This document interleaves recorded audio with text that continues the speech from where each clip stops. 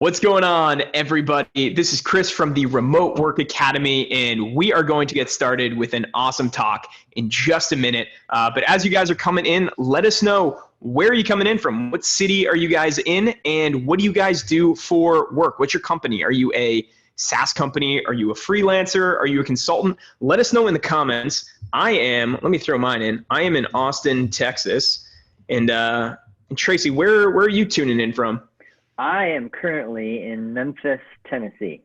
All right. How's Memphis this time of year? Well, it's a little bit hard, Chris, because I lived here in Memphis for like 19 years. And then I came up with this crazy idea to convince my wife and kids to move to Park City, Utah. And we were only going to do it for 1 year. And then we ended up doing it for 4. and now we just moved back here this summer. And I'm just going to say the winter here in Memphis is a little different than the winter in Park City. Yeah. Oh man, Park City's incredible though. I went there. I've only been there once, but I think that's the first place I ever had. I got this tri-board of meat, and I think it was elk, venison, and then beef, and it was incredible. Oh man, my favorite meal to date. All right. Well, we're missing it quite a bit. I'm sure. Nice, cold rain outside, so. Nice. Hey, that's a nice consolation prize, I guess. Awesome. Okay, so we got folks in here from Germany. Super cool to see. We're gonna get going. So everybody, welcome. Thank you for joining us on this. What is it? A Tuesday morning? Tuesday morning. Thank you guys. Again, this is the Remote Work Academy, and today, Dallas, Texas. What's going on? Our neighbors. We got Ireland, sweet Kansas City. All right. Very cool. Well, appreciate this international audience tuning in. So today, our special guest, we have Tracy Childers here, who is an incredible... Childers. I am so sorry, man. I've never used your last name before. I always just call you Tracy. Tracy Childers. Hey, Chris, I just switched up my microphone because I had a setting wrong. Does it still sound okay? It sounds good to me. Everybody hearing him well? Let us know in the comments. Okay, I'm sorry about that. I wanted to make sure we had a good recording as we were Sound is 5 out of 5. I can hear you both clear. Awesome. All right. Awesome. Did I make a fool of myself pronouncing his name wrong, everybody? I think so. I got a tough last name as well. But anyway, Tracy is the president and co-founder of the online software development company WishList Products. WishList Member, the company's signature product, is a powerful yet easy-to-use plugin that turns any WordPress site into a full-blown membership site. Business owners, authors, and information publishers across the globe have used WishList Member to power more than, you guys ready for this?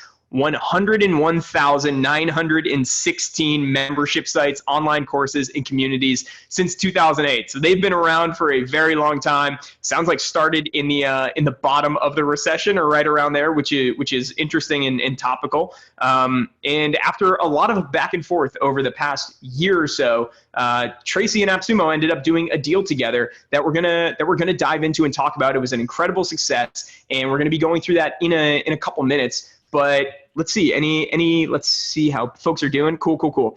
All right, Tracy, but let's back up to when you started WishList Member. So what was that like in 2008? Where did the idea come from, and how did that get started? What was like the MVP and all that? Oh man, wow, that really takes me back. We just hit our 10. We're actually like a little bit over 11 years old, and so if you dial back like a year and a half, and I wrote this article or post on our blog, it's taking us back to 2008, and I started doing the research, and it's like, oh wow, Katy Perry was just now coming online, and like all of these things, and the movies that were at the box office is like, wow. And when we did this, I started it with a real good friend of mine named Stu McLaren. And he and I had a long friendship, and he was kind of complaining about how difficult it was to start a membership site, specifically with WordPress, because that's back when WordPress was really kind of first taken off. They were maybe a few years old and stuff. And so I was like, well, what would you want it to do? And so we just did it. And I'm telling you, Chris, that he used to say this thing all the time, and it really bugged me, because he was like, we're like the hair club for men. Not only do we do it, we use our own product or something like that. And the reason why it's so funny is because here he was 10 years younger than me with a full head of hair. And I'm like, don't say anything about the hair club for men. But the point on that is that we really built it for ourselves because we wanted to sell things online, and that's why we built it. And we couldn't find what we wanted to do. That's a great place to start, because when you are your own target audience, it makes it a heck of a lot easier to make a cool product that people are gonna love and use. So everyone on here, let us know what you guys are working on. Are you guys a SaaS product? Are you online course creators? Are you content creators of any kind? Let us know where you're coming in at, so we can help kind of frame this discussion around you guys. So Tracy, before we ended up doing a deal together with AppSumo, what was your view, even before you had contact with anyone from AppSumo, what was your view on AppSumo? How did it look from the outside as you running a software company, a SaaS company, and kind of just seeing what we were doing? What were the initial thoughts? Okay, so that's a great question. And help me out here, Chris. I think that AppSumo started in 2010, right? 2010, we just celebrated our 10 years in business, which is wild. So I actually remember that, and I think that I set my account up probably around then.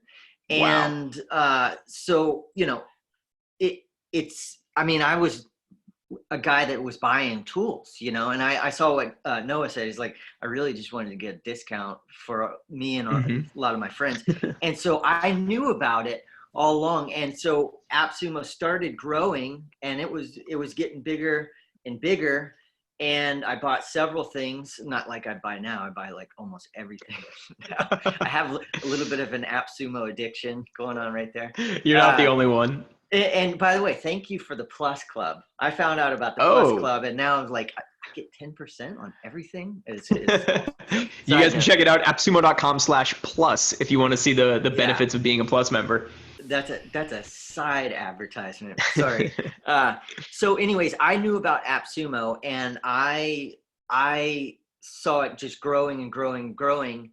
And then the Sumo Me tools came along, right?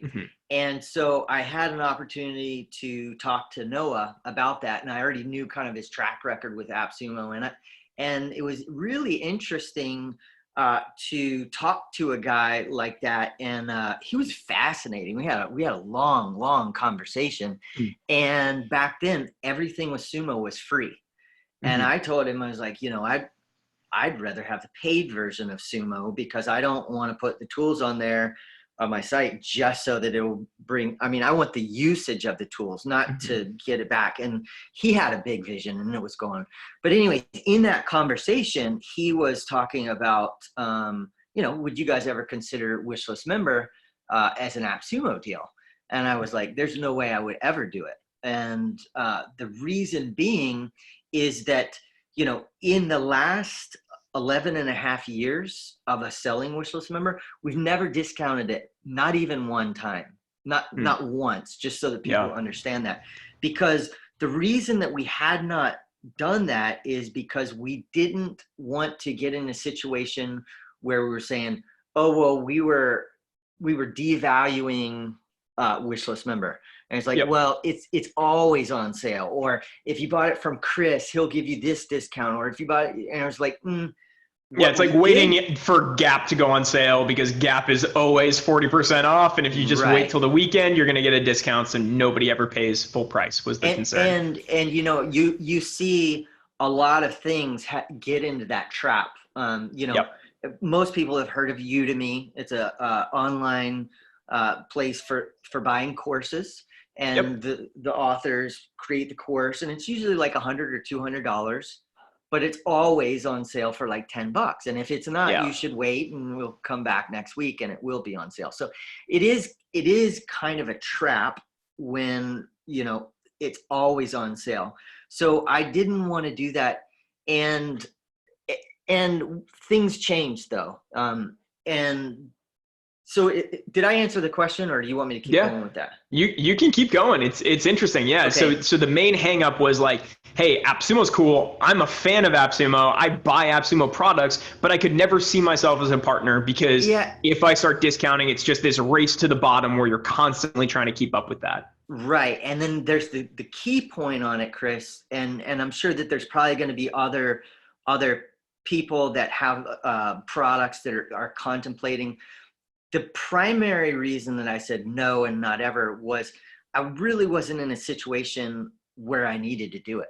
Mm-hmm. You know, it's like, I mean, we were selling plenty of copies of WishList Member. We were doing all these other things, and it was like, what's the point? If I do this, it's just probably going to change everything else that I did.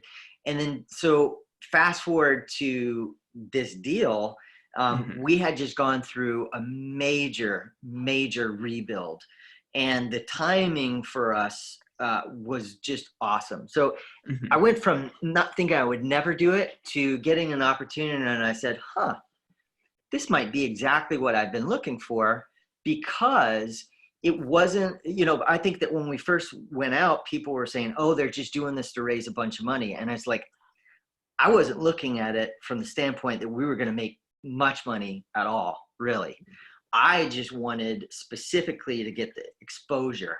And, you know, we've been in business with WishList Member, you know, for over 11 years, and I had been doing other things online. So, I mean, I've been online for a long time. And so I'm just one of these guys that I take a look at like everything, and I'm very curious. And so when I see something, I'll say, wonder why they did that, you know? And so there was this thing, and it was, I don't know, it was like a Bundle Hunt or Mac Heist or one of their things. It wasn't really a competitor to AppSumo, but it was like one of the early things. And I'm pretty sure it was Mac Heist. And they took a big bundle. There was like 10 different apps, like ScreenFlow, Parallels, all these things. And it's like, these are like well-known tools now, very well-known. Back then, some of them were fairly known, some of them were kind of unknown.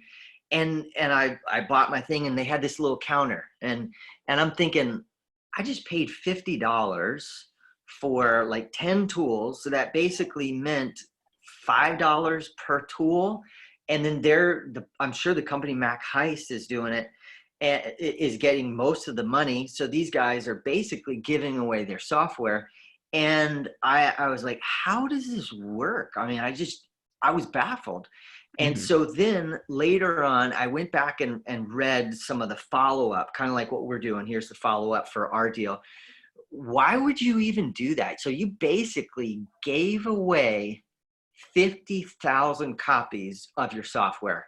And the owner said something that changed the way I thought forever. He's like, you're right. We gave away 50,000 copies of software, but there is no possible way that I could have paid to get that kind of exposure. And that little piece set in my mind forever. So now let's go to where we were. We've been around for a long time. Most people had heard of WishList Member, but most people had an opinion of it. And it's that this is an older, they were one of my friends who says, oh, you guys were the OG.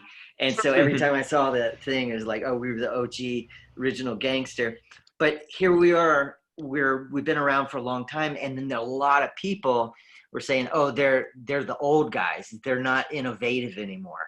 And so we spent all this time rebuilding, and it's like, man, I need something that's going to get us back on the map, and I want to do it in a fast way. And that's when the deal came along with AppSumo. I was like, this is it. Because and since then, there's a lot of other people saying, oh, well, are you going to do another deal on this platform? And, you know, by contract, I can't do another deal. But it didn't really matter because I had no intention. It was AppSumo, because Sumoing. And where else can you get that? Yeah, and it wasn't the concern that you had earlier where, if I do this, then it becomes this constant discounting. It's like, no, we revamped the tool and now we want to relaunch it, and say we have a $50,000 budget, as this other person's example was. Like, how could we best deploy that? And this seems to be the best way to reach new markets, to get those new features out, to get user feedback, to get people on the platform, and to create that virality around it. And I guess going into the AppSumo deal, like, what were some of the numbers behind your business? Because like you said, you guys weren't new to the game. You guys have been around since 2008. You had a lot of paid customers. You had a lot of users on your products. Could you share some of that, of like where you guys were at going into it?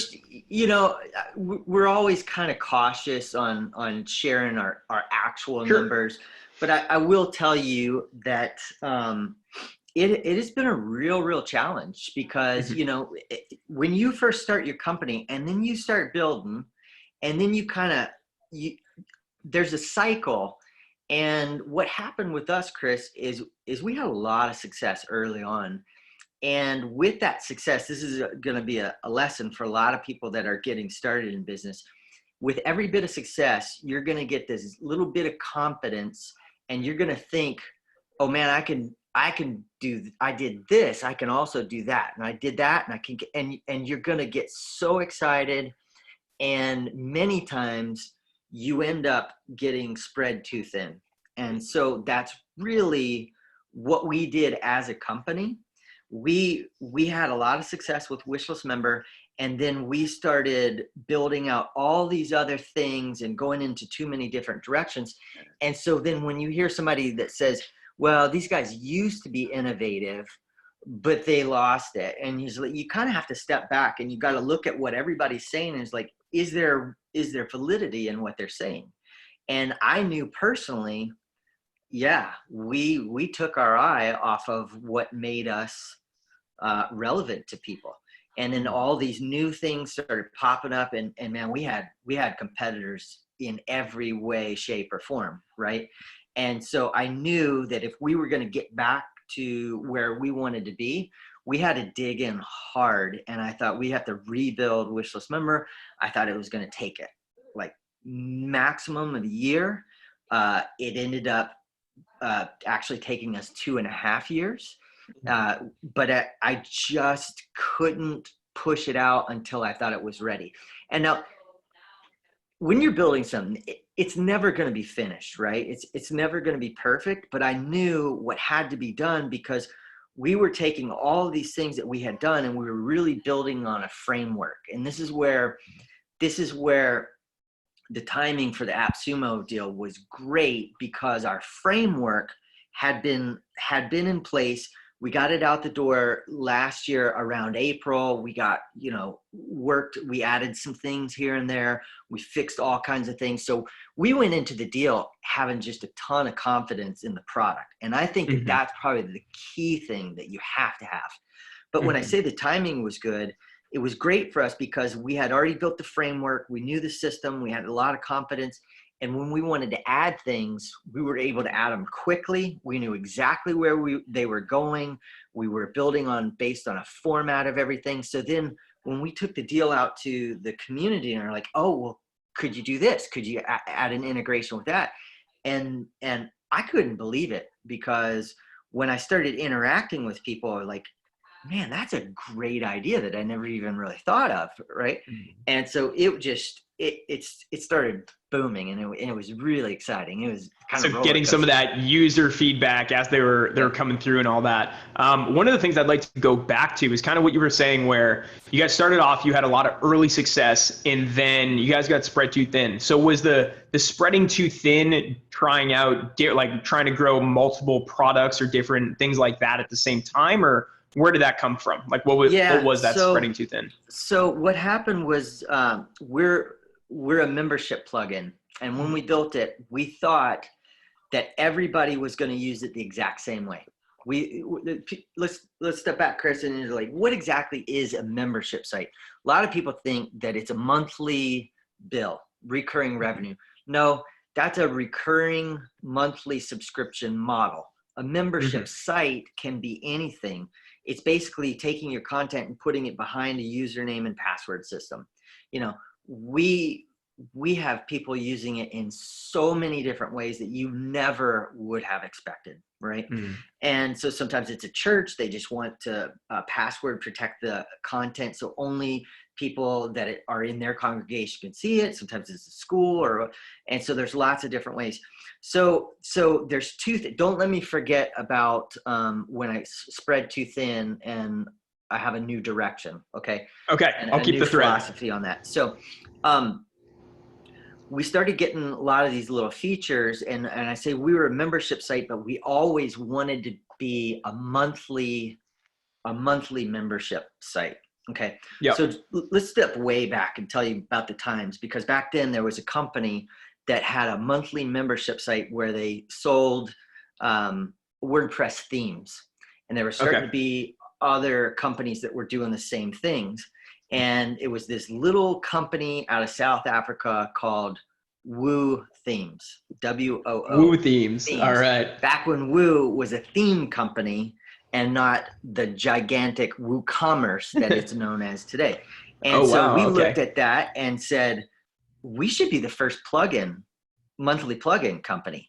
And in order to do that, we needed to build a membership plugin. And so we built the membership plugin first with the intention that we were going to build all these little one-off simple plugins. Like they were building one-off themes, we were going to build one-off plugins.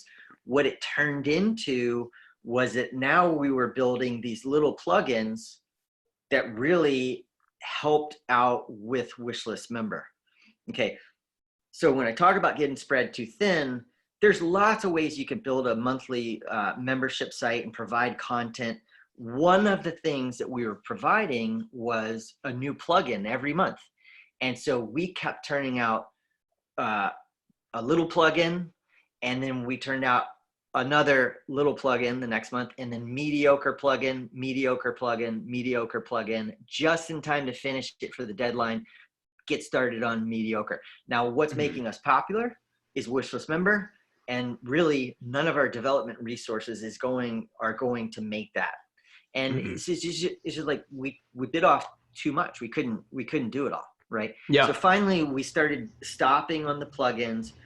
We had like 36 different plugins, and many of those plugins we know were super popular for good reason. Others not so popular. We really just had to churn one out. So now our new direction now is that we're taking those things that were the most popular.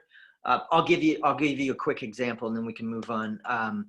I'm seeing people asking, like, it would be nice to have Facebook login with WishList Member. Well, we had a plugin that was called WishList Login 2.0, and we combined it with a social login plugin. So all of that stuff is about to go into WishList Member in the future, rather than it being a separate add-on. So that makes sense. Yeah. Yes. So now here's where I said, don't let me forget, because this is sort of the new direction that I kind of had this light bulb aha moment when I was in St. Louis at the WordCamp, the US WordCamp. I used to think it was wishlist everything. You know, we have WishList Member. We had all these little wishlist plugins. I always thought that WishList Member should also become an LMS. LMS is a learning management system. So at some point, we need to build our own learning management system, right?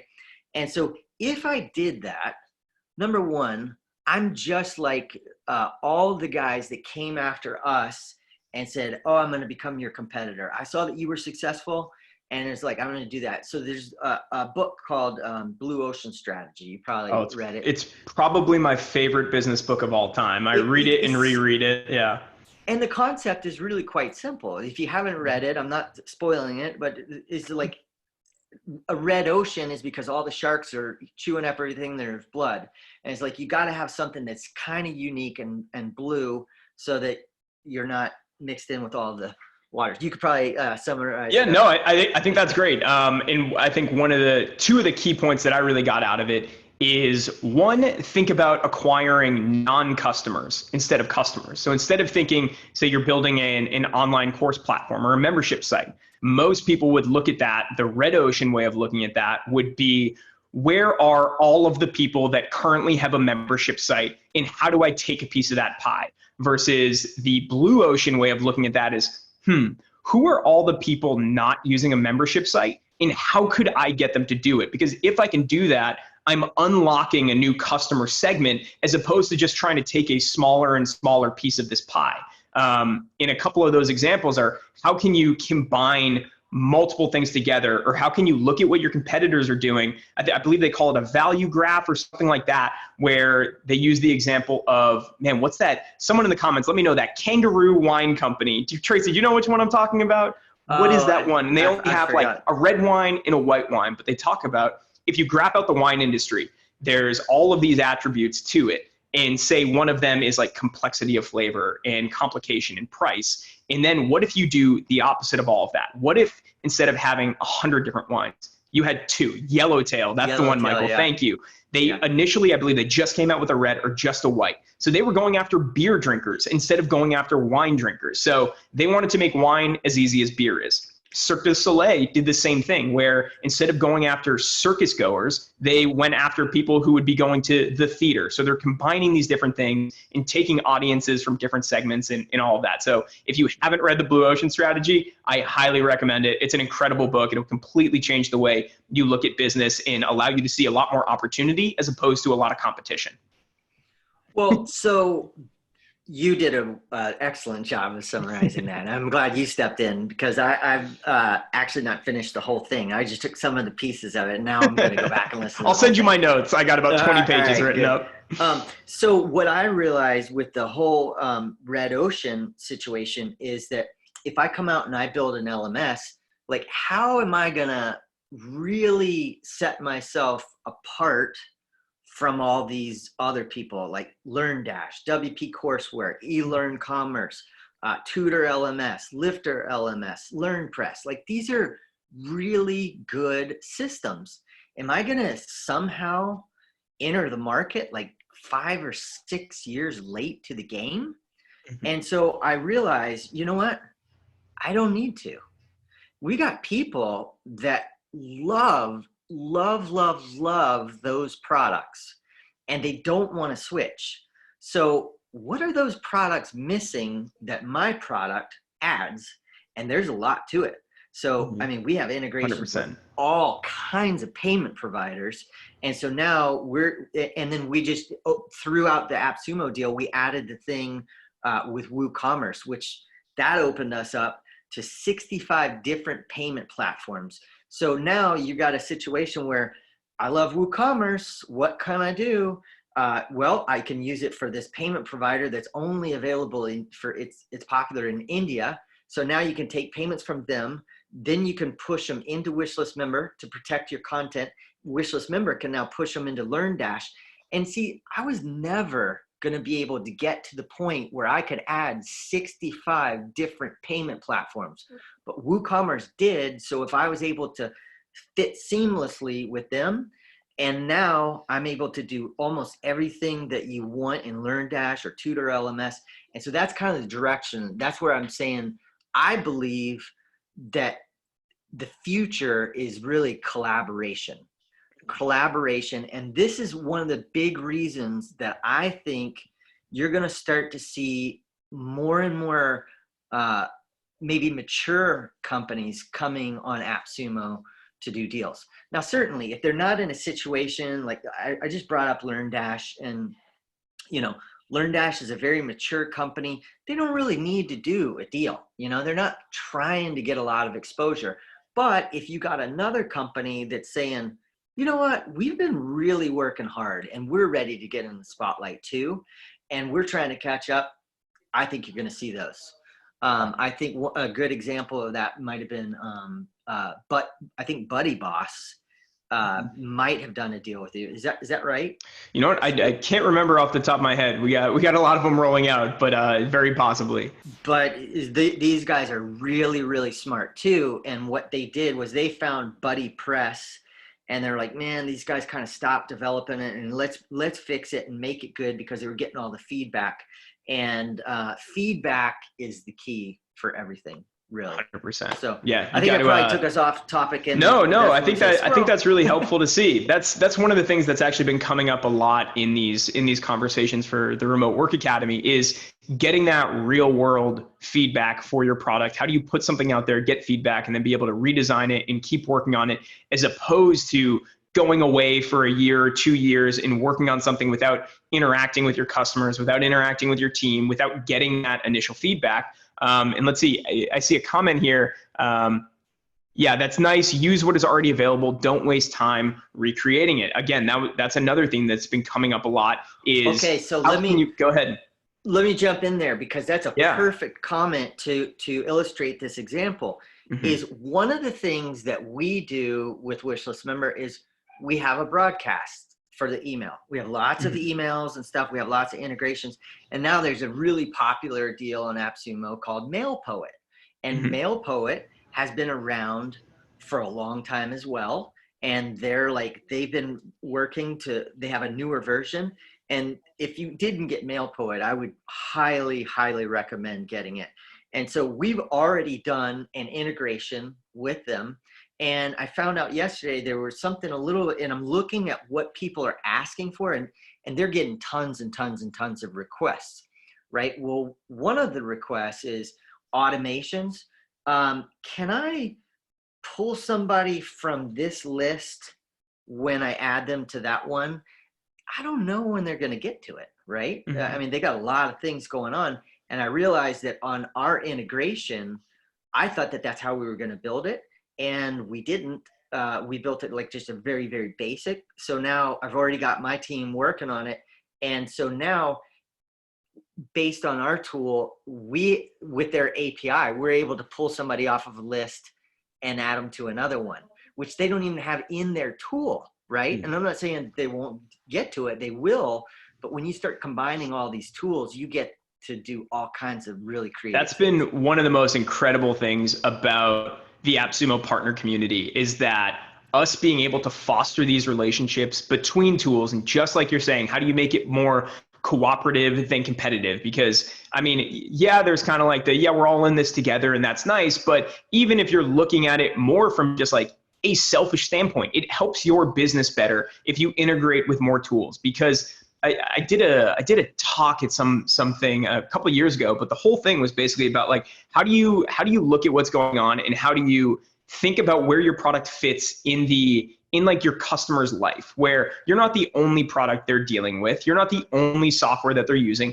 So how do you contextualize your own product in their life? What else are they using? How do you integrate with that? So now you're slipping in, you're a puzzle piece that works perfectly with what they're already doing, as opposed to trying to say like, no, drop everything else and only focus on us. Because, unless you're an iPhone, that's going to be a lot harder to accomplish. Yeah, and I'll say something. Cut me off if you want to. But you mentioned the other partners.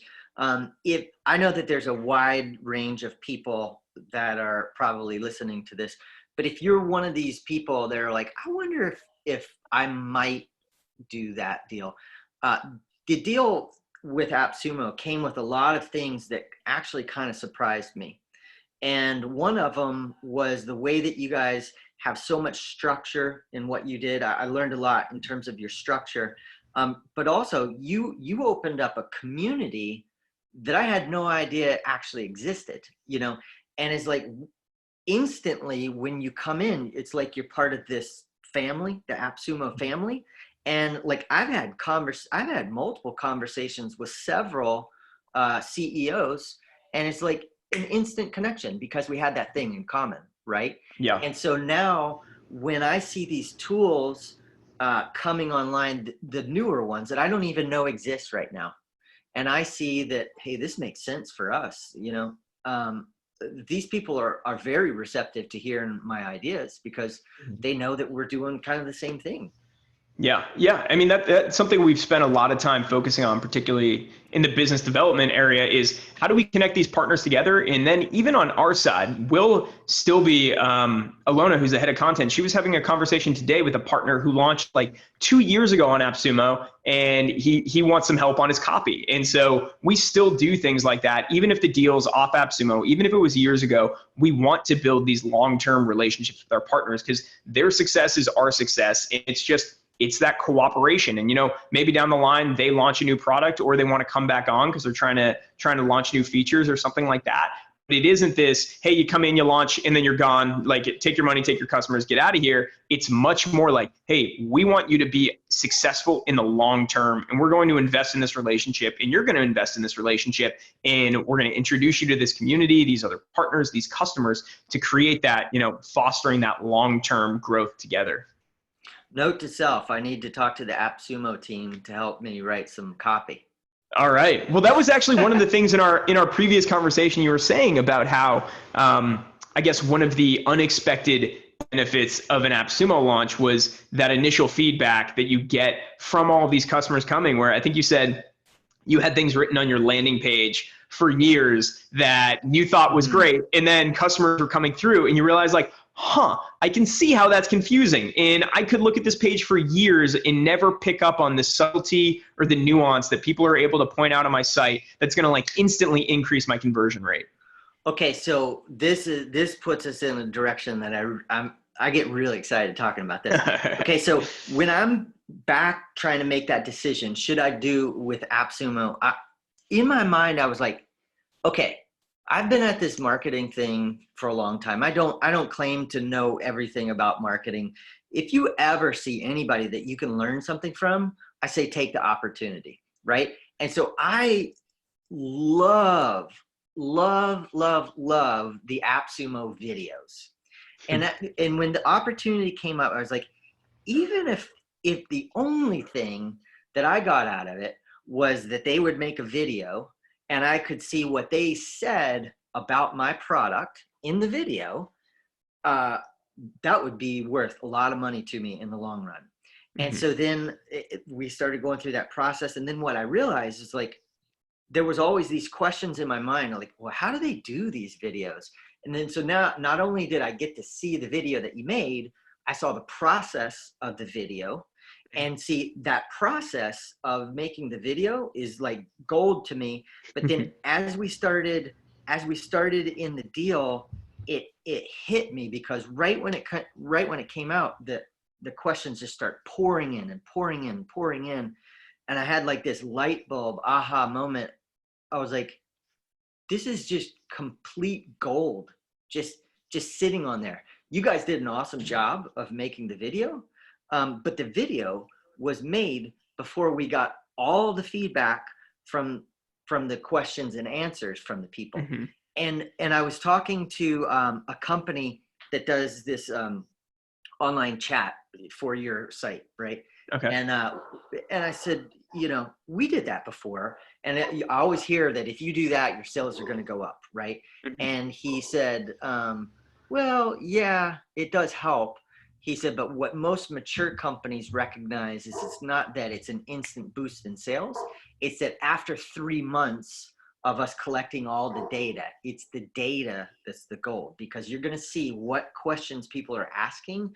And if they're asking them over and over and over, it means that they are not being addressed on your site, and you have to fix that. And I learned this from my dad. A confused mind always says no. And so now when I start to look at all of the gold that's just right there on our deal page, and believe me, Chris, we're going to be pulling all of that information and looking at it and dissecting it. It's like, what happened there? What did they ask? Why did they ask that? What did I say to answer? And people are even giving feedback like, here's why I bought, and it's just, it goes way beyond anything that I could have ever gotten in terms of like how much money we made in the deal, right? The other big thing that we haven't really touched on, and I mentioned this when you and I had our first like the demo webinar.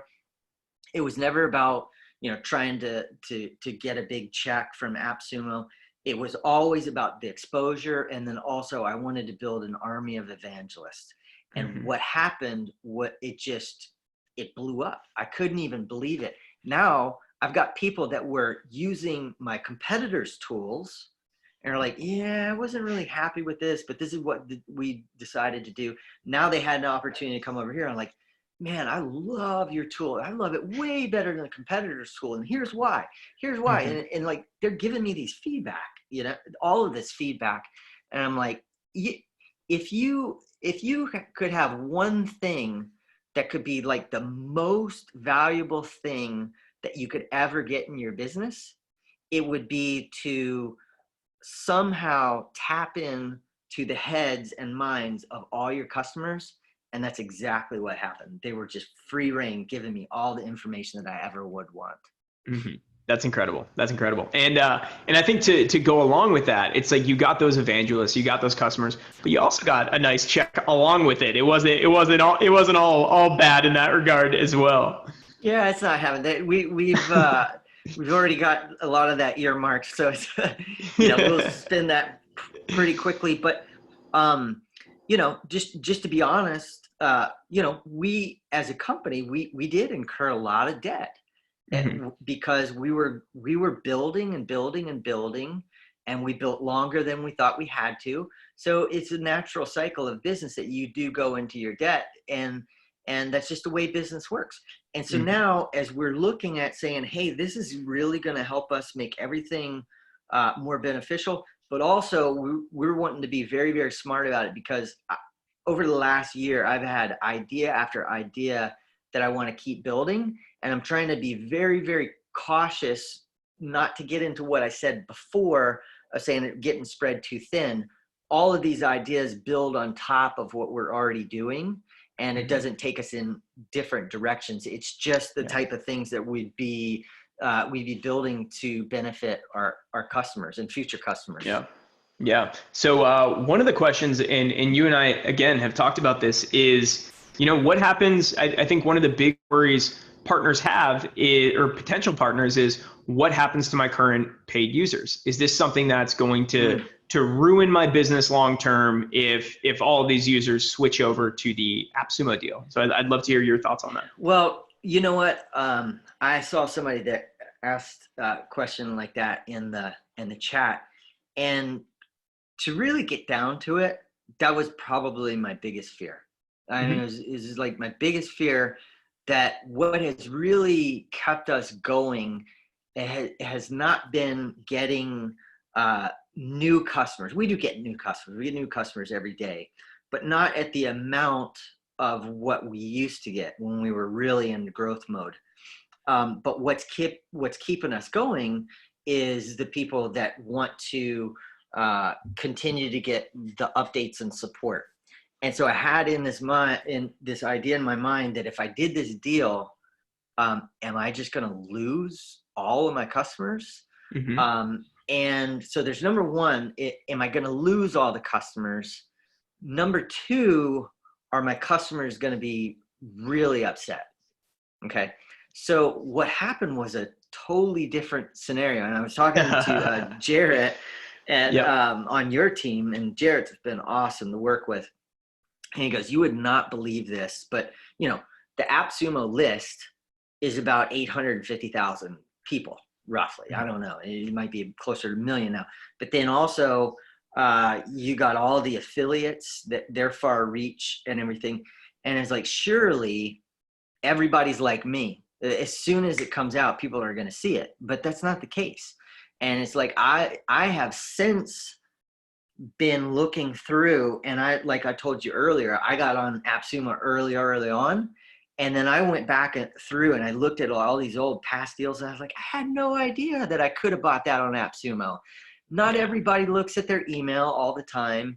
And so I was just really kind of paranoid about that. But then what I already told you the benefit of customers coming over from competitors. So that kind of makes up for some of the difference. Our current customers, a lot of them just didn't even know. And we didn't tell everybody, so, I mean, we're in a situation where now we need to make some decisions. Should we go back and make an offer to them? And I don't know exactly what we're going to do it, but I was surprised of how few people said anything. They didn't really notice it. But what happened was the people that did notice it, that were our current customers, were like, yeah, we'll cut your old plan off. You can buy this new one through them. We're basically giving it away to you. And then they were super happy. None of them were upset. I think, so we had heard that feedback from people considering doing an AppSumo deal before. Like, how does this cannibalize our customers and where's that overlap? And we were always kind of taken aback by it because our, just intuitive thought process was always that like, the internet is huge. There are billions of users on here. And, we would love it if we had that big of a reach as a company. And we have a pretty big reach. We reach millions of people, but that's a small part of the pie of the internet. And so what we ended up doing is, again, there's AppSumo and then there's our sister company Sumo. And so what we did was we took the AppSumo list and we took the Sumo list and we measured the crossover there. And if people want to guess in the comments what percent crossover you think we had, and in hindsight, we, or to give you some context, we had run deals on Sumo in the past on AppSumo, both founded by Noah Kagan, who has done a lot of content promoting both of them. We've done a lot of work together. We share each other in both of kind of like our links on our websites. What percentage do you think? Like 20%, 25%, 18% is what Just guessed. 20%. Okay. Talking about the overlap between our email list. Kind of high too. Maybe 50%. I would have thought like 30 or 40. 30%. Okay. It was less than 1% of the people on the AppSumo list were also people on the Sumo list. And that blew our minds because we even thought, we're like, there's no way it's more than 30%. We thought it would probably be somewhere around 30%. We ran the numbers, less than 1%. So now if you're a potential partner coming on AppSumo, what percentage of your list do you think actually crosses over with the AppSumo list? Chances are it is less than 1%. So I think that's, it feels like a very intuitive, obvious worry that it's going to cannibalize your current users. But as you saw, yeah, it's going to cannibalize some of them. There is still an overlap. We are still going to reach people. But at the same time, we have never seen it be a deal breaker or see it actually play out the way people worry. But I was really worried about it, Chris. Mm-hmm. And then a big part of it was the ultimate decision that said, okay, if I lost every one of my current customers, would this put me in a position to rebuild my business model going forward? And it's a little challenging when you're a mature company and you have high overhead with your payroll and everything. But even if, so let's just say your list is 850,000 people. And I really thought that we'd walk away maybe with a couple thousand, right? Mm-hmm. And that's only 2,000 people that I have to give lifetime. It turns out there's a lot more than 2,000. You guys got over 6,000 new paid members through the AppSumo deal.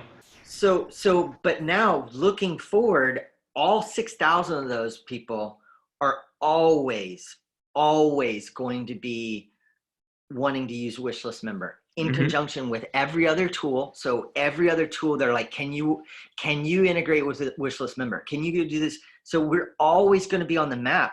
And then in the grand scheme of things, like you said, 6,000 is really, really tiny in terms of the future customers that we could get. Yeah, and that's what and now you have 6,000 evangelists who can share the deal. And now those are 6,000 people who will never go to a paid membership with one of your competitors. Because why would they? Yeah, it's incredible. What are some of the other peripheral benefits you got out of the AppSumo campaign? I know you mentioned podcast interviews was one of them. People started reaching out to you to do interviews, which was something that we didn't even necessarily expect. You didn't expect. Yeah, I mean, there's all kinds of. I've had people reach out to do the interviews, so that's going to be getting me more exposure.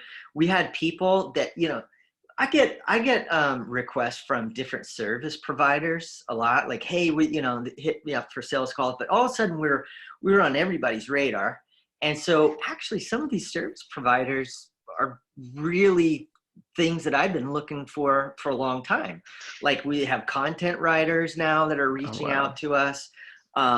Just, I can't even tell you everything, but, you know, when I look back though, Chris, we have a video on our site, and, you know, I think that we paid $10,000 for somebody to make that video. And you're like, wow, that's a lot of money, but I've been running it for almost 10 years. And then I modified it a little bit to show our new interface and stuff. And now it's like, when you look at a piece of value over that amount of time, it's like, that was really, really, really cheap. All of the value that I got out of the stuff that's coming in, I can't even begin to think exponentially how much value is going to come out of that. Along with other people that, here's a huge benefit is I kind of referenced this before. We had this perception that people were looking at us as we're old and out of date, and we had a lot of reviews out there. And like within days, people were updating reviews. We had new people making solid reviews. And then like the biggest names in our industry all updated their reviews, and they were all extremely favorable to us. So I mean, I couldn't be more happy, you know? Yeah, that's marketing you can't buy. Getting that word of mouth and being able to get that in front of the right people and have them, you know, weigh in on your product. That can be pure gold that reaps benefits for years and years and years to come. So I mentioned service providers. You know, we have hired some people to do different things, but I've also just seen some people rise to the top, like a new friend of mine is John Whitford from Income Mesh. And he and I have started developing a relationship and a friendship. And I mean, I'm sure that one of the things that I never expected is that I will probably enter into several JV deals, like where we start doing projects together. That's incredible. Not even just him. I'm just saying he's the one that came to mind. There are other people like that. It opens the door to be able to do things like that, have people see you, they recognize you, and there's kind of this stamp of approval from the AppSumo community. If people see, hey, you launched on AppSumo and you have hundreds of 5-taco reviews and you have all of these people commenting and talking about the deal and sharing it, that really does give you a lot of validity and a lot of kind of that internet certification that can really help out and drive. I see somebody saying that was big. I requested a half dozen review updates and the results were what pushed me over the edge on the deal. That's awesome. What were some of the other things? So you mentioned earlier what it was kind of like working with the AppSumo team and getting the content you wanted to see. You said one of the big values was being able to see actually how we create our videos and what that process looks like. But I guess in general or other specifics, what was that like for you? And what were your takeaways?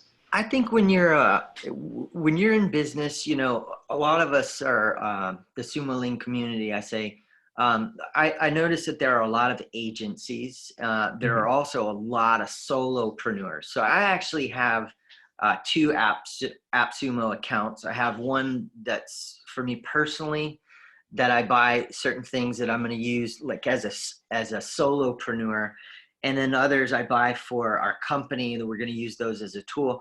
And what I found was that, okay, a lot of people on your team were probably in middle school when I was getting started in this, right? So but then you say, okay, you can either have an ego and say, I'm not going to learn from somebody that's younger than me, or you can say, well, I don't care at all about their age. They've helped launch a couple hundred different startups, right? I think over 1,000 now. Yeah. Over 1,000. Yeah. And so when you do more than 10, you start to develop quite a bit of experience, right?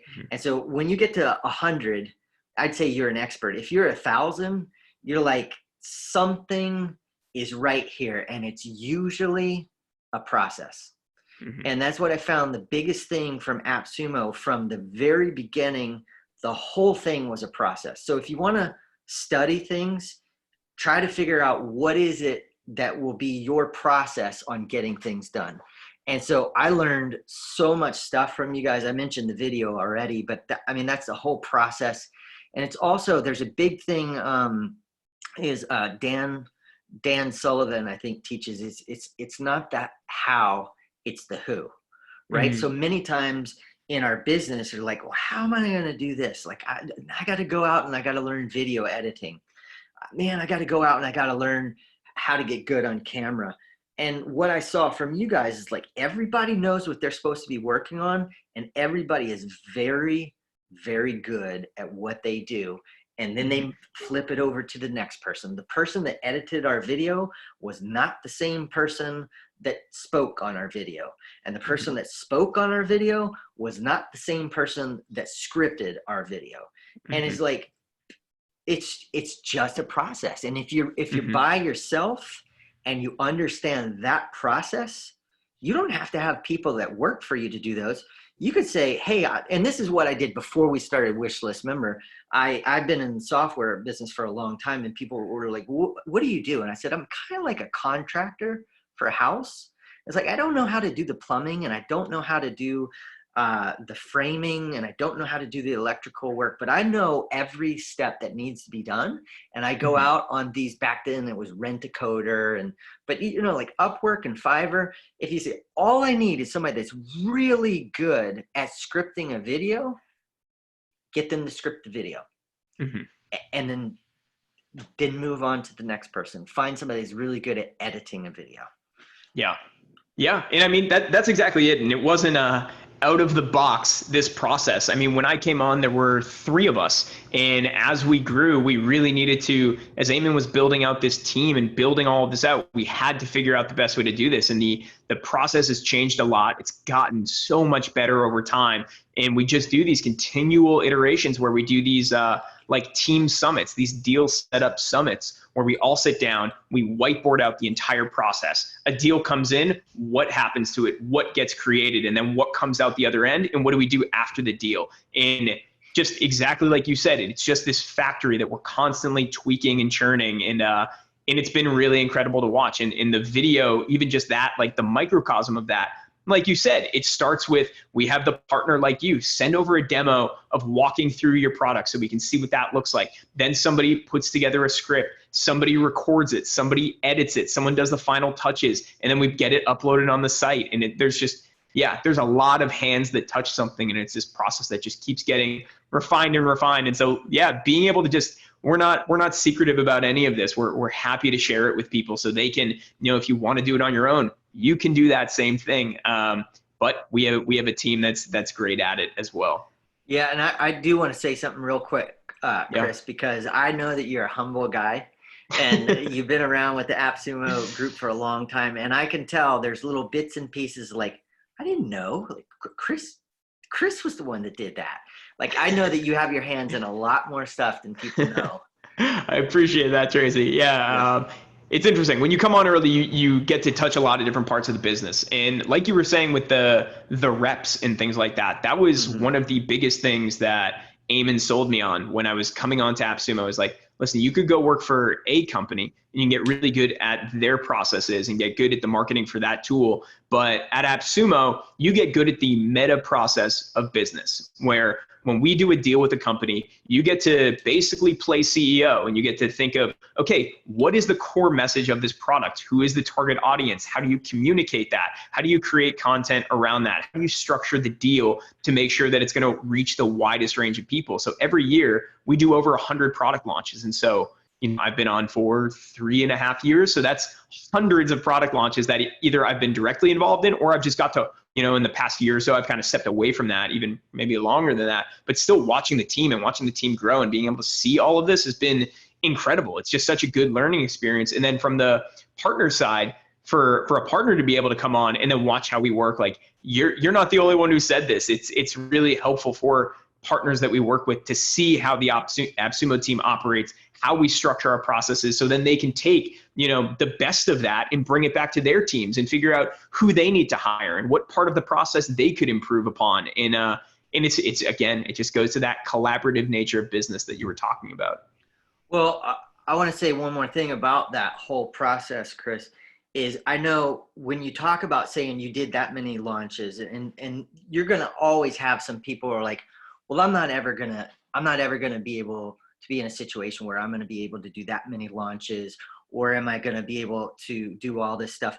But because of the way the whole thing is structured, you can sit there and almost every day now, I mean, you know the schedule, but it seems like almost every day you guys are coming out with something new to promote. As a person in the community, you can sit there and watch. You watch how they told you about the video, how they're introducing a brand new product and getting it out. Then you're able to see what the CEO says in the pinned comments. Then you're able to see what questions come in. You're able to dissect the deal, see what other people think about the deal. You're able to go on YouTube and see what all the affiliates are saying. If the only thing you did was not even buy a single product, but just sat there and watched every single thing, you would learn 1,000 times more than what I learned in getting a degree in marketing back in 1993. Thank you for saying that. Yeah, I amazing. mean, for a couple of weeks leading up to my first day at work at AppSumo, where I was going to be writing copy, all I did was I went to the library, I printed out the most recent like 10 deal copies, and I just went to the library and I rewrote by hand all of the deal copies so I could figure out the way it was structured, the way we would make jokes in copy, how we would lay out the bullet points, how we would do kind of the features, how we could address something that was potentially negative or a reason people wouldn't want to buy. Like, how do you do all those pieces? I think if nothing else, if you want to get good at copy or you like the way AppSumo does copy, do that. Print out 5 of the most recent pieces of copy that you like, that resonate with you, and just go to the library. It takes a while, you'll find, to write out by hand even just 500 words, but the value is incredible. I was able to really, you know, after a couple of them, start really hitting the ground running and getting a good feel for that type of stuff. It doesn't take as long as you think it's going to if you commit to things like that. That is a great exercise. The first time I ever wrote a sales letter for a product of my own, I did the exact same thing. I was actually working with a good friend of mine named Armin Morin, who's been in the internet marketing business forever. And he was like, dude, just go get my other sales letter for this other product. And I sat there and I just looked at his, and then I followed the format, and then I changed things about my product. My other friend that's really well-known and big in copy is a guy by the name of Jim Edwards. And he's like written books about copy and stuff. He goes, do you know that most people don't, his original background was as a journalist. He said, most people don't realize this. If you're a journalist, you basically have a certain number of templates. We don't start from scratch. It's like we have a template. We follow a template almost every single time. Now you can change it up and tweak it, but you just touched on so I think what phase 2 of that is. So same for you. You took that sales letter and you wrote it down. And then step 2, which is again what I did too, is you figure out what the template behind it is, because it's one thing to write it out by hand. You kind of get that muscle memory, you see things. But then what I did was I would go through and be like, okay, we start with a one-liner addressing a person. Then we make kind of like a funny little joke or quip about that. Then we like follow up with that and close the loop. Then we introduce the product. Then we put in an image. So you figure out what the meta structure is for that, and then go through and see what pieces you could replace to improve it or just write it differently. So if it's like, okay, the second line is a joke, what's a different joke I could put here? Like, how can I add my own flair? Or how could I switch out this other element where I can add different features or a different opening liner to address a different pain point? And you go through that and it's like, man, you're going to be unstoppable after you go through that a dozen times. If I was trying to get started right now, I'd be looking at every single deal that you guys did and rewriting them for your own product. Yeah, I see Adam said, I sense an AppSumo copy template in the future. I don't think we have. I have my own. So this is what I did when I came on is I created a Google Doc, and that's what I would refer to every time I was going into writing it. So maybe that is something we could share at some That is time. a good idea. Yeah, thank you, Adam. Maybe we just found our next freebie. But very cool. So Tracy, what would you say to somebody after kind of hearing all of this? First of all, let's summarize in your own words. What are the benefits you got out of doing an AppSumo campaign? Well, I mean, you can't ignore the benefit that everybody is saying. Or like, okay, we are going to get a 6-figure check, and again, that's not at all what I expected. That's not what I anticipated. I'm super happy about that, obviously. I did not really expect to get all the feedback that I got. And there's one more thing, Chris, that we just really haven't touched on. Okay. And this is where I get a little bit personal. It's like I, for a long time, have been knowing that I need to start doing more of these things, like getting out into the open. And when we started the company, my friend I mentioned, Stu, he was like the face of the company, and he's just a very dynamic guy. He's really good on camera, and part of it is because he did a lot of it. And I just was like, he loves doing that. I'm just gonna let him run with it, And then when he left, he's not a part of our company anymore. I was like, okay, it's time for me to do that. But I was also trying to do, the product development, design, what we wanted to have built. I'm not the coder, but I had to lay it all out. But the biggest thing that I never really expected that I would get from this deal was just such a boost of confidence in terms of interacting with the community. Like every time I made sure that I looked at like every single question, and it's like, okay, let me try to follow up with that. Let me try. And it was just like the way people were reacting. And it's like, man, there's just people out there just waiting for me to react to them. And, you and I were talking about this earlier, Chris. I read a lot of books. Well, I should take that back. Here's a quick story. I know we need to wrap up, but I had keep going. My personal goals list. This is kind of embarrassing. For about 10 years, I had this goal that I would read 1 book a month. I was like, just for a long time, and I never did it. And I felt this inside like I was a failure, and it's like I can't do what I say I'm going to do.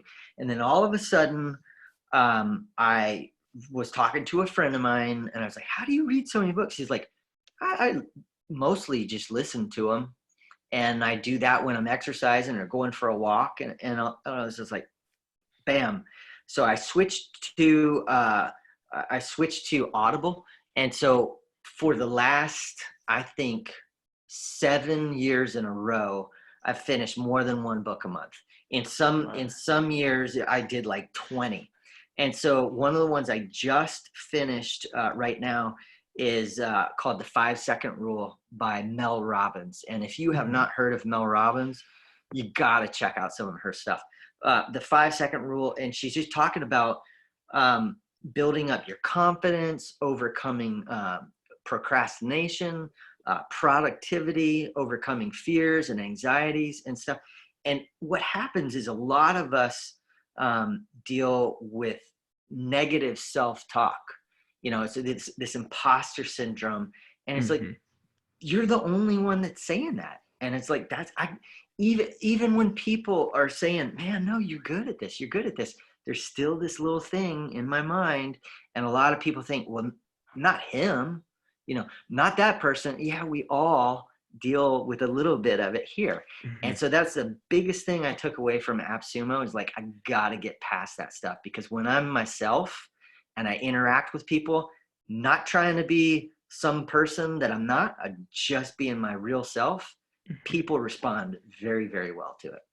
Well, that means a lot. That's super cool to hear that AppSumo is able to to help in that regard. And I think that, yeah, that kind of trial by fire, you can absolutely have, everyone suffers from that negative self-talk where you just get into that pattern and that routine and that loop of you'll never be good enough and everybody's better than you and you're never going to be able to achieve the things you want, or you just keep having that selective bias of being able, all of your mistakes better than everybody else, and you'll put those on loop in your head no matter what. But being able to see, like, is there any feedback in the real world of other people saying that to you? And I guess in your case, coming on AppSumo and getting that, we were doing a conversation with Tucker Max and Charlie Hone a couple episodes ago in this, and we were talking about that, how you build confidence through competence and demonstrated performance. And it's the opposite of fake it till you make it. It's going in and you build your confidence by actually performing and doing the task that you lack confidence in.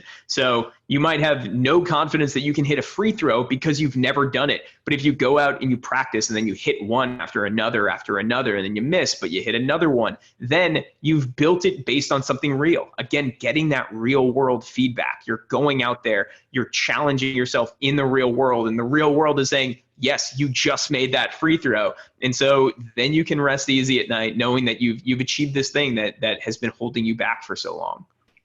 I love the comment that you guys made when you had the interview with Christy.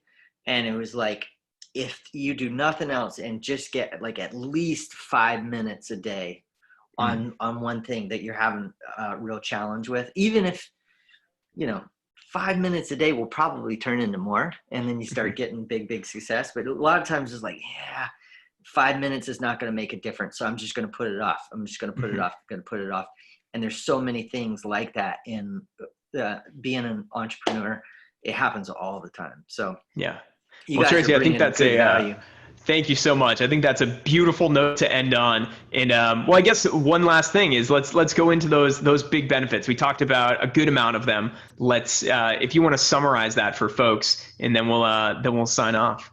So benefits were feedback from the community, understanding where we should be headed, the value of asking your customers what they want, asking them what they need. And then also collaboration, in my opinion, is the future of where marketing is going. If you can be the best of class, this is what ultimately people want right now, Chris. They want to have the best of class of everything, and they want those best of class services and products to interact and collaborate with others. And so AppSumo, unfortunately, the question is, will there be a WishList AppSumo deal again? And that is not part of our plan. So we did everything that we wanted to do, and we love AppSumo, but now it's time for us to move forward. But I think if you're considering it for your company, I would highly, highly, highly recommend it. Especially if you feel very confident in what you've built and where you're going, and you want to get it out and get the exposure. The exposure is just off the charts. I don't know of anything in my mind that could get you on the map any faster than AppSumo. Wow.